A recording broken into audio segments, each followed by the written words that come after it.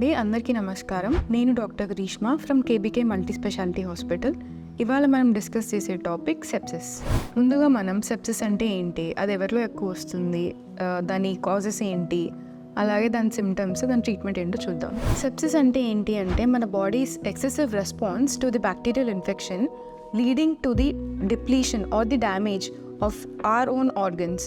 Causes of sepsis మెయిన్గా bacterial infection వల్ల, అలాగే పోస్ట్ సర్జికల్ కేసెస్ వాళ్ళలో చూస్తాము. అలాగే ఇన్ఫెక్టెడ్ క్యాథెటర్ అంటే క్యాథెటర్ లాంగ్ టైం ఉండడం వల్ల అలాంటి కేసెస్లో చూస్తాము. రిస్క్ ఫ్యాక్టర్స్ ఆఫ్ సెప్సిస్ అంటే ఇన్ఫాంట్స్లో అంటే బేబీస్లో, అలాగే ఎల్డర్లీ పేషెంట్స్లో, అలాగే ప్రెగ్నెన్సీ అండ్ డయాబెటీస్ వాళ్ళలో ఎక్కువ చూస్తూ ఉంటాము. సిమ్టమ్స్ ఆఫ్ సెప్సిస్ మెయిన్గా మనము స్వెట్టింగ్, ఫీవర్, అలాగే యూరిన్ అవుట్పుట్ తగ్గడము, అలాగే రెస్పిరేటరీ రేట్ పెరగడము అండ్ హైపోటెన్సివ్గా ఉండడము ఇవి చూస్తూ ఉంటాం ఇనిషియల్ స్టేజెస్లో. సివియర్ కేసెస్ ఆఫ్ సెప్సిస్లో మనము పేషెంట్ మెయిన్గా హైపోటెన్సివ్ ఉంటారు, కన్ఫ్యూజ్డ్ ఉంటారు, అలాగే ప్లేట్లెట్స్ తగ్గిపోవడము అండ్ యూరిన్ అవుట్పుట్ తగ్గడము, అలాగే చిల్స్, ఫీవర్, స్కిన్ డిస్కలరేషన్ ఇవన్నీ కండిషన్స్ చూస్తాము.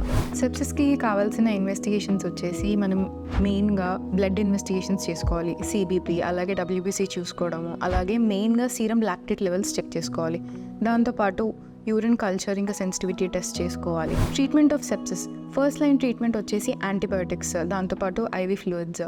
ఒకవేళ రెస్పాండ్ అవ్వలేని పేషెంట్స్ ఉంటే వాళ్ళలో కార్టికోస్టెరాయిడ్స్, అలాగే పెయిన్ ఎక్కువ ఉన్న పేషెంట్స్లో పెయిన్ కిల్లర్స్, దాంతోపాటు ఎన్సైడ్స్ వాడితే సరిపోతుంది.